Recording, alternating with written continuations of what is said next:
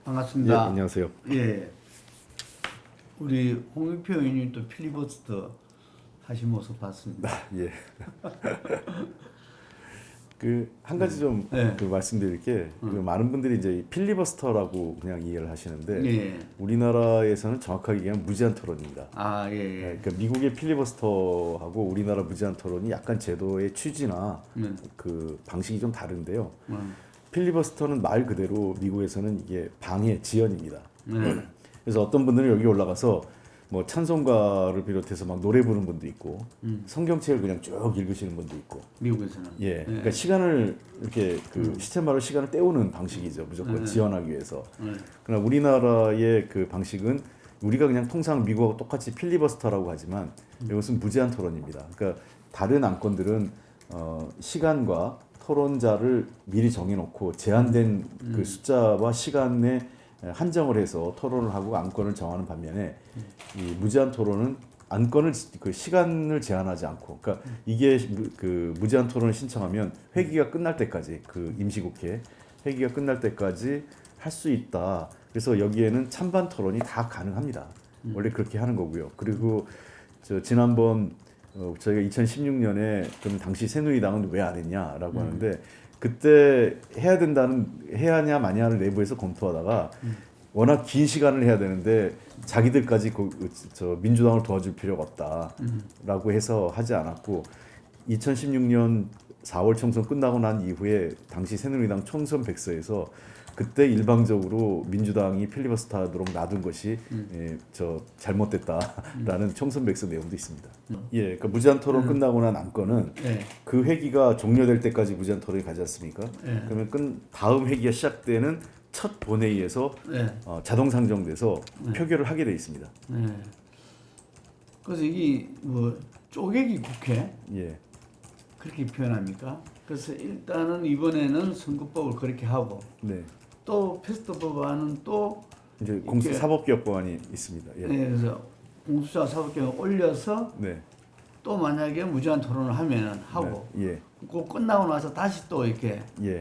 그 임시회의를 지금 이제 새로운 임시국회가 어제 12월 25일 크리스마스 자정을 통해서 끝났고요. 예, 26일부터 이제 새로운 임시국회가 시작됐거든요. 예, 그러면 여기서 본회의가 오늘이나 26일 또는 27일 중에 열리면 그 본회의에서 이 선거법은 표결 처리가 됩니다. 자동으로요. 예, 그리고 같이 상정되는 두 번째 법안이 예를 들면 이제 공수처 법안이 예, 또는 뭐 검경수사권 법안이 될 텐데, 그러니까 공수처 법안이 올라오게 되면 그 법안에 대해서 자유한국당이 필리버스터를 걸 수 있게 됩니다. 그럼 필리버스터 할 경우엔 또 그 이번 국회 회기가 끝날 때까지 해야 되는데, 그래서 만약에 오늘이나 내일 국회가 열리게 되면 첫 번째 안건은 지난번과 유사하게 그 회기 조정권이 될 겁니다. 예, 회기를 정하고요.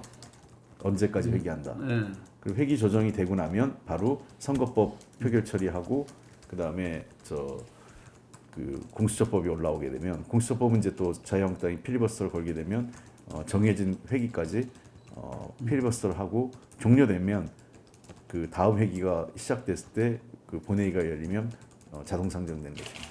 그렇습니다. 저 자유한국당이 일방적으로 회의에 전혀 참여하지 않고 의사 진행에 협조하지 않는 상황이기 때문에 저희로서는 사실상 다른 야당들과 협의해서 과반수 이상의 득표율을 그 과반수 이상의 의석을 바탕으로 해서 지금 민생 법안이나 관련 그 주요 정치 사법개혁 법안을 지금 통과시키고 있는 것입니다. 두 가지 이유인 것 같습니다. 우리가 정권 교체 이후에 여당이 됐을 때 바로 그 제1야당을 그 패싱하는 게 정치적 부담이 있었다고 생각을 합니다.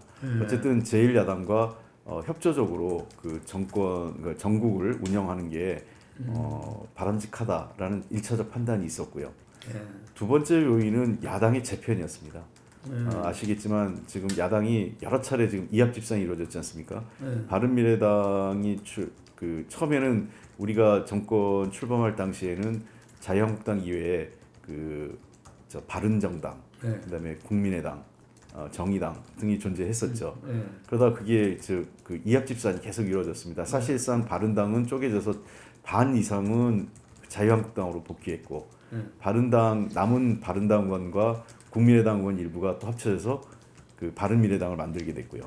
또 국민의당 의원들이 이제 그 평화당을 만들었고 뭐 등등 여러 가지 지금 이합식산이 이루어지면서 야당하고 무슨 개혁연대를 할 어떤 누구하고 해야 될지가 사실상 그때는 계속 불확실했다고 봅니다. 근데 어느 정도 야권 재편이 가닥이 잡히면서 이제는 조금 더 개혁연대라는 이름으로 그 야당과 대화할 수 있는 틀이 만들어진 것 아닌가. 사실상 보면 과거 자유한국과 새누리당 출신들 있지 않습니까? 네. 바른당에 왔었거나 바른미래당에 왔었던 분들의 대부분이 사실상 이번 개혁연대에 이탈했다. 그러니까 정확하게 얘기하면 이번 국회가 출범할 당시에 그 처음부터 새누리당에 했던 분들은 그쪽으로 다시 대부분 가신 거고 이번 4+1에 오지 않은 거고 새누리당이 아니었던 분들의 상당수가 지금 이 4+1에 함께하고 있다 이렇게 보시면 될 것 같습니다. 예. 다 그 외부적 요인인데 내부적으로는 뭐 만약에 짚는다면은 어떤 게 짚을 수 있을까요? 민주당 내부적으로. 아까 제가 말씀드렸던 내부적 요인이 그런 거 있죠. 저쪽 당 그 자유한국당을 봐야 협의해야 된다는 게 1차적 판단이었고 두 번째 글쎄요 내부적 요인이라고 한다면 우리 당 입장에서도 그 이게 솔직히 판단이 잘 안 섰던 것 같아요.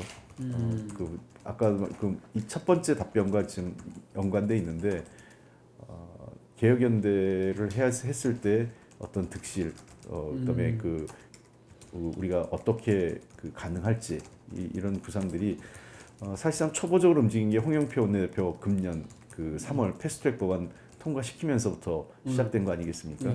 그러니까 그 한 1년여 이상을 저희가 고민한 이후에 시작을 했다고 보면 될 것 같습니다. 뭐 야당은 그렇게 얘기할 수 있을 것 같아요. 자유한국당은. 근데 그게 그 저희가 피할 이유가 없는 게요. 우선은 뭐 아까 말씀드린 본질적인 이유는 지금 원래 의장단이 세 분인데 자유한국당의 이주영 부의장은 지금 사회를 거부하고 있는 상황이라 두 분이 맞교대를 하다 보니까 특히 민상 의장 같은 경우는 고령의 연세도 있어서 상당히 지금 힘들어하시는 게 있고요. 그래서 그게 첫 번째 이유라는 건 분명히 말씀드리고 홍남기 부총리와 관련돼서 탄핵 표결이 우리가 부담스럽다. 부담스러울 이유가 없죠. 사실은. 왜냐하면 뭐 우리는 하면 됩니다. 표결은요. 왜냐하면 예산도 4+1에서 합의했지 않습니까? 그러니까 자유한국당이 그 홍남기 탄핵안을 가결시킬 수 있는 힘이 없어요. 그러니까 그 4+1의 합의를 통해서 합의된 예산안을 우리가 통과시켰던 거기 때문에 당연히 다른 야당들도 홍남기 탄핵안에 대해서 반대표를 던질 수밖에 없고요. 그런 상황이라면 이게 이제 무기명이다 보니까 그래도 그 만약에 이것이 뭐 물론 뭐 무기명이다 보니까 어떻게 될지 모르겠지만 그럼에도 불구하고 우리가 정치를 조금이라도 해본 사람 입장에선 홍남기 탄핵안이 가결되면 스스로의 정치적 행위를 부정하게 되는 거거든요. 예산안 문제에 대해서. 그래서 저는 그럴 가능성 거의 높지 않다 이렇게 보고 있습니다. 그리고 또 뭐 특별히 홍남기 부총리가 뭐 정치권에 있어서 뭐 호불호가 있는 분도 아니기 때문에 이번 사안은 뭐 다른 야당에서 이 탄핵안에 찬성할 가능성은 거의 높지 않은 것으로 저희들은 판단하고 있습니다. 그거는 좀 아닌 것 같고요. 현재까지 별도로 뭐 추가적으로 안건을 뭐 수정하거나 이런 움직임은 현재까지는 확인된 바 없습니다. 제가 아는 바도 없고요. 그러나 이 자유한국당이 이러한 방식으로 하는 거는 제도를 희화화시키는 거는 분명히 맞죠. 악용하는 거고요. 그래서 저희들도 고민이 많습니다. 그러나 현재까지는 저희들도 어떻게 대응할지에 대해서는 판단을 결론을 낸 바는 없습니다. 자유한국당이 위성정당 창당 과정을 좀 지켜볼 생각이고요. 또 우리 국민들의 그 여론이란 게 있지 않습니까? 국민들이 과연 그러한 꼼수를 이해하고 정당하다고 봐주실지 아니면 어떨지 이런 상황도 있기 때문에 그걸 지켜보면서 그리고 이후에 그에 대한 파급 효과에 대한 좀 더 그 정교한 결과 예측이 좀 나온다면 저희도 이후에 대응 방안을 모색할 예정입니다. 그래서 뭐 제가 모든 정치에서 모든 걸 절대로 안 된다라는 말씀을 쓰기는 좀 어려운데 뭐 상식적으로 봤을 때 그런 방식이 바람직하지 않다라는 생각을 갖고 있습니다. 그러나 이후에 여러 가지 가능성을 검토할 수 있기 때문에 뭐 절대로 안 된다는 말은 제가 드리긴 어려웠고요. 꼭 그 위성 정당 이외의 방식도 저희들은 있다고 생각합니다. 그러니까 그 여러 가지 가능성을 열어놓고 저희들이 그 방안을 찾아갈 예정입니다. 비례대표제에 대한 우리가 역사적 배경을 좀 이해를 해줘야 될 것 같습니다. 예. 그래도 정치권에 계신 우리 대표님이나 뭐 이런 분들은 비례대표제가 어떻게 변화했는지 아는데 많은 국민들은 조금 잘 모르시죠. 거슬러 올라가면 비례대표의 원조라고 하면 통일주체 국민회의일 겁니다. 그거는 유신 헌법 하에서 사실상 대통령의 거수기처럼 대통령이 그 국회 의석의 3분의 1을 그렇죠. 자기 마음대로 임명할 수 있는 거였기 때문에 그건 말도 안 되는 제도였지만 사실상 이제 국민이 직접 선출하지 않는 국회의원을 만든 최초의 방식이었다고 생각을 합니다. 그 통일주체 국민회의가. 그다음에 두 번째 넘어간 게 이제 그 5공화국 전두환 대통령 시절에 소위 전국구 제도라는 게 있었지 않습니까? 이건 문제가 많았죠. 의석을 기준으로 해서 배분을 하다 보니까 의석이 많은 정당에 더 많은 의석을 비례대표를 주는 방식이 됐었습니다. 그리고 심한 경우에는 그 당시에는 여야를 가리지 않고 지금보다는 정치자금에 대한 법이 굉장히 관대하고 좀 느슨했던 시기였다 보니까 그 앞에 전국구가 전국에 완전할 전자가 아니라 돈 전자를 써서 돈만 내면 의원 배지를 단다 이런 말도 그때 한참 회자됐던 시절이 있었습니다. 그 이후에 이제 조금 개선되면서 전국구에서 비례대표제로 명칭이 바뀌었고 그 기존에는 의석에다 투표하는 게 아니라 정당에 그 위원 시비가 나오면서 그 대헌법재판소가 그 의원에게 그 후보자 개인에게 투표한 거를 바탕으로 정당을 배분하는 것은 헌법 불합치 결론을 냈기 때문에 그래서 별도의 그 병립식 정당 투표제를 도입을 했던 것입니다. 이런 역사적 배경이 있었죠. 근데 그럼에도 불구하고 어떤 현상이 충분히 의석을 반영하지 못하다 보니까 실제 그 정당별 비례 명부를 통해서 그 병립형으로 그 부여받은 의석수가 합쳤을 경우에 그 거대 정당, 그러니까 일당이나 제1야당, 그러니까 주로 이제 자유한국당과 우리 더불어민주당이 가능성이 높았는데 그동안 두 정당은 대체로 보면 자유한국당이 30% 후반, 우리 당이 한 30% 초중반 정도의 득표율을 얻었습니다. 국회의원 선거를 하면 그 경우에 자유한국당이 받는 의석수, 실제로 확보한 의석수는 많게는 한 45% 이상에서 50% 넘는 의석을 확보했었고요. 우리 당은 대략 한 40% 전후한 의석을 확보했었습니다. 투표율보다는 높게. 그렇습니다. 그러니까 자기가 받은 득표율보다는 작게는 5, 6%에서 많게는 10% 이상 더 많이 의석을 확보했던 거죠. 그래서 이거는 좀 공정하지 못하지 않느냐.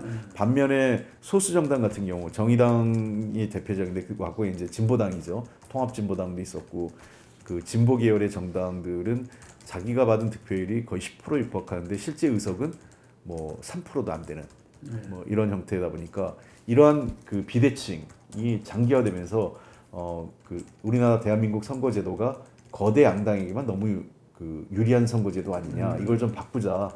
자기가 받은 득표율에 어느 정도 비례하는 의석을 확보해야 하는 게 그 정치 개혁에 맞지 않느냐라는 공감대가 있었다고 생각을 합니다. 그런 측면에서 연동형제 도입은 우리나라 비례대표제의 한 단계 비례대표제를 한 차원 더 그 높이는 그런 계기가 되지 않을까 생각을 합니다. 물론 저는 이 제도가 완벽하다고 생각하지 않고요. 뭐 그 심상정 대표님이나 뭐 손학규 대표님 말씀처럼 약간 누더기가 된 건 사실입니다. 여러 정당들의 의견을 조합하다 보니까 그 과정엔 우리 당만 그런 게 아니라 소수당들 간에도 의견이 모아지면서 뭐 특정 지역의 의석을 절대로 줄여서는 안 된다고 하면서 더 이제 어려움을 겪었는데 일단 연동형 비례제가 도입됐다는 것 자체가 대한민국 정치사의 한 획을 그은 거고 이후에 정당별 비례대표제를 어떻게 개선해 나갈 건가 하는 문제는 고스란히 다음 국회의 몫이라고 생각을 합니다. 그래서 저는 국민들 결국 이제 정치권이 스스로 답을 내야 되는 건데요. 국민들에게 길을 제시해 줘야 됩니다. 정치권이. 왜냐하면 말씀하신 대로 연동형 비례제를 했더니 훨씬 더 의석이 공평하게 그 분배되면서 다당제가 출연할 가능성이 높지 않겠습니까? 자, 그럼 그 다당제가 출연된 21대 국회가 지금 20대 국회보다는 훨씬 더 좋은 모습을 보여줘야 됩니다. 실제로 20대 국회와 같은 모양새가 연출된다면 저는 국민들이 도리어 다당제보다는 양당제를 다시 선호하거나 회귀할 가능성도 있다고 생각해요. 그러니까 결국은 문제는 다당제로 출연할 가능성이 높은 21대 국회가 얼만큼 국민들에게 하나는 효율성이겠죠. 두 번째는 정말 대의기구로서의 모범을 잘 보일 건가. 이 두 가지 숙제를 풀지 못한다면 국민들께서는 연동형 비례제를 다시 버릴 수도 있다고 생각합니다. 예, 그